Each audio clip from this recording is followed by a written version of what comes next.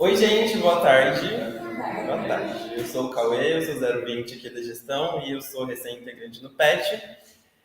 E a gente vai falar de coisas variadas, na verdade, assim. A gente vai começar com uma linha de raciocínio. Eu montei isso daqui baseado numa coisa que eu ouvia muito quando criança, que era exatamente esse trava-língua do três pratos de tigre para... Ai, tá vendo? Três pratos de trigo para três tigres tristes. E eu ficava pensando, qual que é a relação de trigo e um tigre?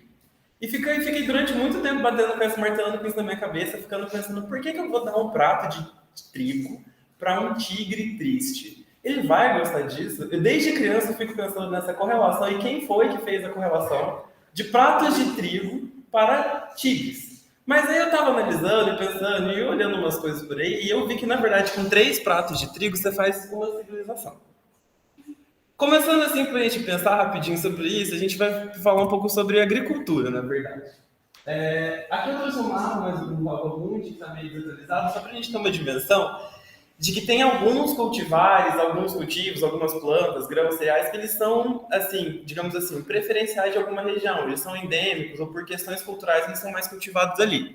No Brasil, o maior exemplo que a gente tem, por exemplo, é da mandioca. Né? É uma raiz endêmica nossa. Se a gente pensa, por exemplo, ainda na América do Sul, ali nos países andinos, a gente vai ter milho. E uma diversa, e uma imensidão, assim, uma quantidade absurda de milho, de espécies, de gêneros, de cores, de grãos. E é interessante pensar que com cada milho você faz uma receita diferente. Então, tem milhos azuis que fazem melhores pamonhas, tem milhos vermelhos que fazem outras refeições. O milho é tão importante na cultura andina que, de acordo com eles, o homem nada mais é que uma pamonha.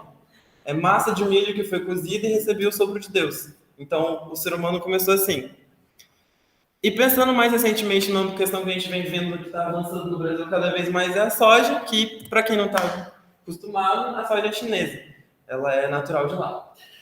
Só que aí tem uma coisa muito interessante, que tem alguns grãos e algumas coisas que eles são meio que universais, porque eles são tão antigos, cultivados há tanto tempo na humanidade, a gente trabalha com eles há pelo menos uns 4, 5 mil anos, que eles estão distribuídos assim praticamente no planeta todo.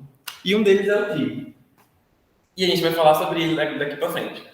É muito interessante pensar que esse cereal ele tem uma relação muito íntima com a humanidade, porque ele é um dos primeiros cultivos que o ser humano fez, juntamente da lentilha. É tão difícil dizer quando começou a agricultura do trigo que não se sabe nem quando começou, onde começou e como foi que ela foi feita. Inclusive, tem gente que fala que um dos maiores erros da humanidade foi a gente ter começado a cultivar trigo, quando a gente pensa na teoria do forrageio ótimo. Então, só para a gente ter alguns dados aqui, eu trouxe algumas informações. O trigo foi um dos primeiros cultivos agrícolas domesticados há cerca de 10 mil anos no crescente fértil, localizado no sudoeste da Ásia. Mas, ao mesmo tempo, eu achei vários lugares dizendo que na fronteira da Turquia, que foi onde começou, e tem pelo menos que não é tanto tempo, são 5 mil anos. Tem alguns lugares que vão dizer que foi no presente fértil, mas não foi exatamente esse tempo todo. Como o trigo começou a ser cultivado? Essa é uma história muito boa, porque ele não começou a ser cultivado, o trigo simplesmente existiu. O negócio que os humanos primitivos perceberam que o trigo ele dava uma amenizada nas carnes, em questão tanto de tempo de maturação quanto de sabor. Essa é a teoria mais aceita hoje em dia para o começo do trigo. Eles perceberam que se misturasse, funcionava bem para se alimentar. E aí o que eles começaram a fazer? Por onde eles andavam, porque ainda eram coletores, eles pegavam o trigo, colocavam, guardavam, ensacavam, levavam junto. Só que o trigo ele é uma semente muito pequena e muito dispersa pelo vento. Então, à medida que eles iam caminhando, eles mesmos iam dispersando o trigo por onde eles passavam. E à medida que eles iam mandando o trigo ficar, eles acabavam, assim, por uma questão de rotatividade diária, voltando para lugares onde eles já tinham semeado trigo. Então, a expansão do trigo se deu tanto pela ação dos coletores, né, dos humanos primitivos, como também por dispersão pelo vento. Então, são facilmente dispersas pelo vento e aos poucos são introduzidas na alimentação humana. Aí, isso ficou muito mais legal, porque a gente tende a imaginar e achar que a gente tem o controle de tudo que está à nossa volta. Mas, na verdade, tem estudos que mostram que, por essa questão do trigo ter se espalhado, a gente começou a sofrer certa domesticação do trigo. Porque domesticação vem de uma palavra que, do latim, eu esqueci o nome, que significa casa. Então, a gente começou a fazer a nossa casa em volta da onde a gente via que tinha trigo. Porque a gente viu que ali era fácil de coletar. E aí veio uma das maiores burradas nutricionais da humanidade, justamente por isso. O tempo que você gasta para cultivar trigo é muito mais demorado que o tempo que você gasta para caçar. E o retorno calórico é muito menor. Mas por que a gente começou a fazer isso? Porque a gente viu que dava para guardar. Trigo, ele em semente, quando você consegue afastar ele de água, você consegue fazer com que ele dure muito tempo. Então você usa ele como suplemento alimentar nesses primeiros períodos.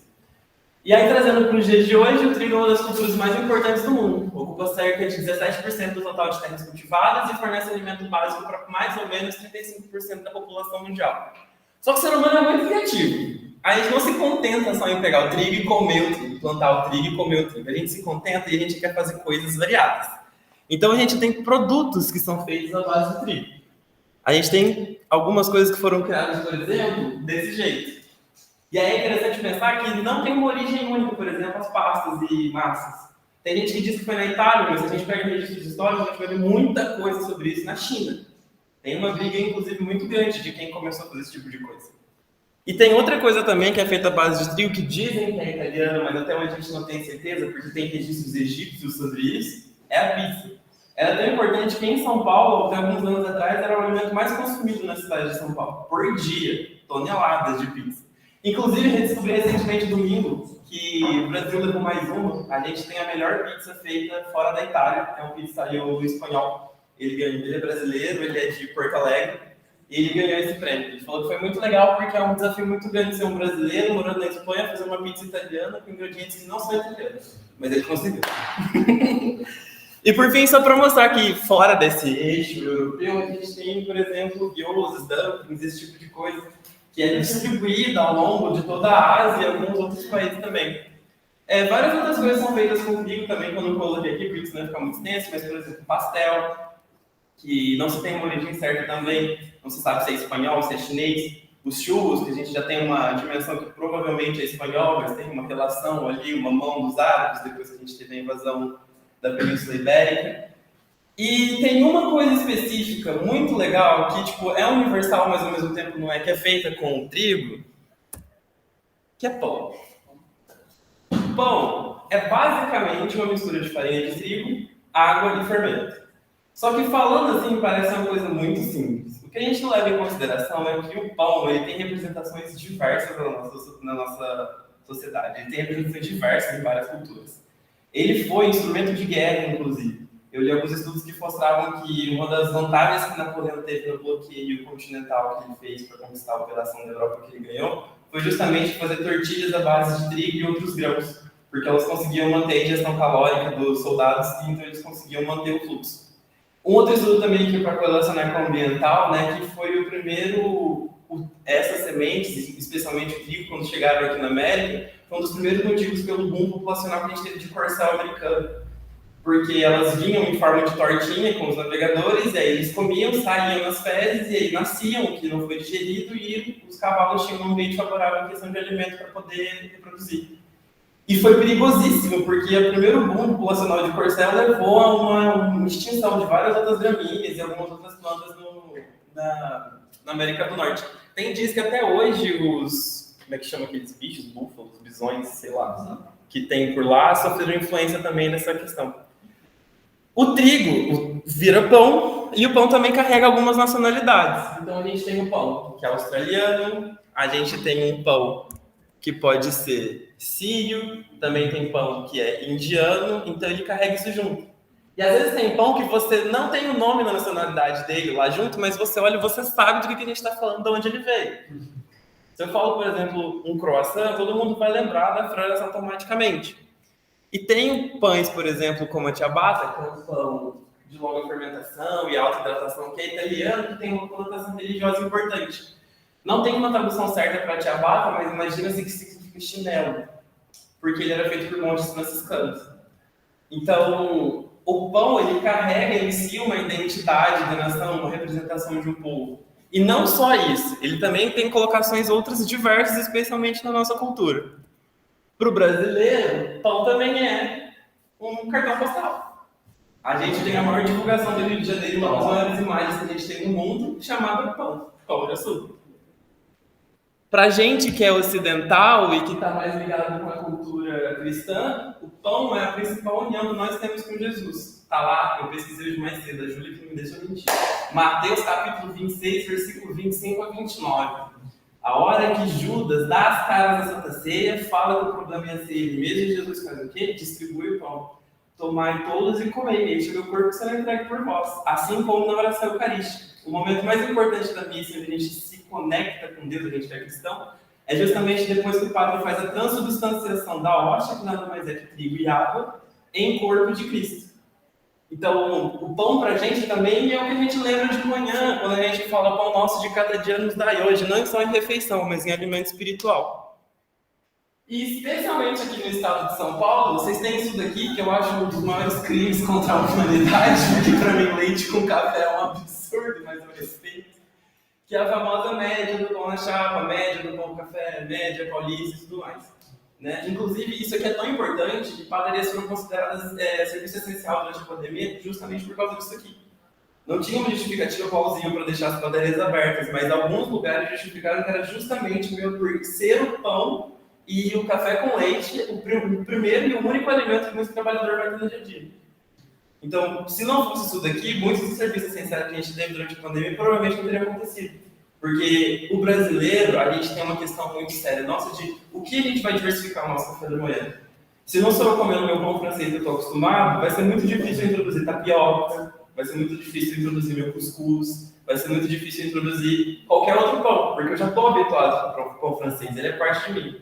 Pão francês que não existe na França, tá? Só um detalhe, isso é uma técnica nossa, justamente da baguete, porque quando tentaram popularizar a baguete no Brasil, viram que o formato não ia funcionar muito bem.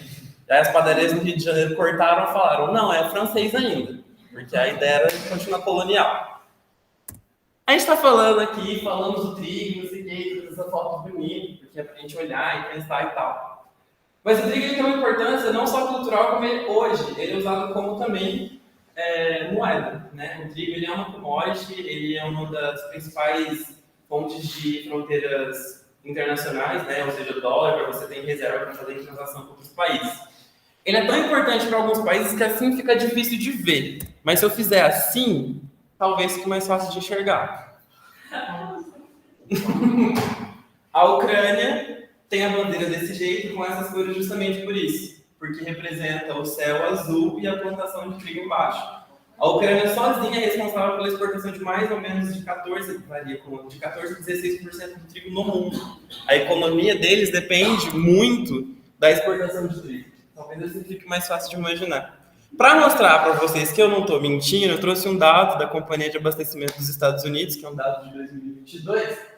Vocês olharem aqui, ó, a Rússia, isso aqui é em 1.000 toneladas. Então a Rússia exporta 33.000 toneladas e a Ucrânia que está ali em cima 34.000 toneladas. Os dois juntos dão mais ou menos 1/3 da exportação mundial de farinha de trigo.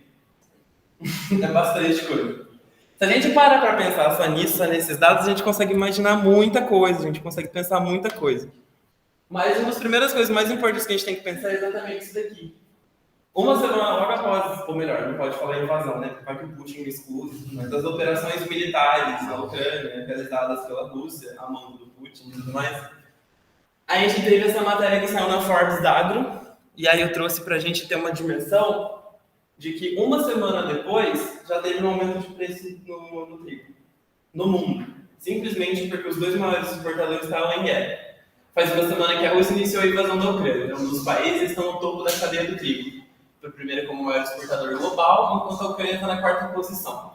O trigo é o segundo cereal mais cultivado no mundo depois do milho. O milho não só por questões nutricionais, mas porque em alguns países ele é usado como combustível. Tipo nos Estados Unidos. A produção de trigo tem se aproximado cada vez mais dos 800 milhões de toneladas. Na safra 2021-22, a estimativa era de 794,4 milhões de toneladas. Isso aqui mostra pra gente que hoje em dia a gente não consegue mais ficar sem. É mais um motivo pra gente pensar que será mesmo que a gente conseguiu domesticar o trigo ou não foi o inverso?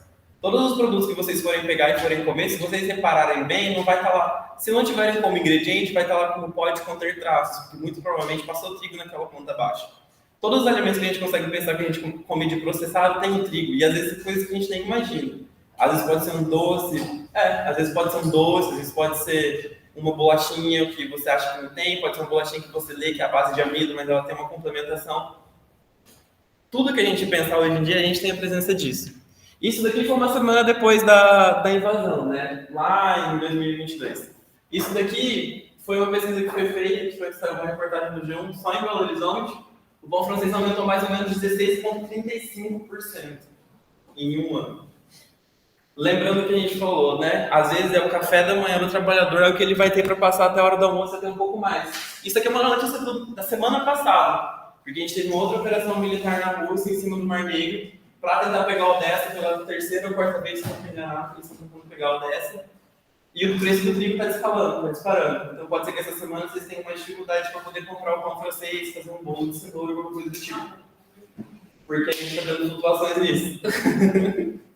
E aí, para mostrar que eu não estou tirando dados da minha cabeça e que isso afeta a gente mais do que a gente imagina, eu estou de dieta, não estou comendo pão francês, mas eu fiz o sacrifício só para fins científicos mostrar para vocês que hoje o pão francês no Jaú supermercado, por exemplo, está custando R$15,50 o quilo. Uma unidade de pão está R$1,12. Não sei se vocês lembram, mas durante a pandemia teve aquele caso daquela moça no Rio de Janeiro, nas favelas, ela contando como estava difícil, porque ela tinha 8 crianças, e uma das colocações dela foi: não está dando para fazer café da manhã para as crianças. Ela tinha 8 filhos, se não me engano, acho que é Patrícia o nome dela.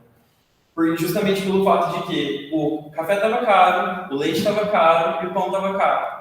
Ela fala: eu tenho 7, 8 crianças, eu compro 8 pães, não dá para eles comerem. O café da manhã, que era café com leite, pão, hoje está sendo bolacha e suco em pó, porque é o que dá para eles comerem. E aí eu fiquei pensando nesse tipo de coisa, fiquei refletindo, e eu lembrei do tigre de novo. Talvez o tigre tivesse triste porque ele já estava prevendo um aumento de preços, mas talvez 1 quilo a R$10,99 de pão francês pode deixar o tigre feliz. É isso, gente. Muito obrigado.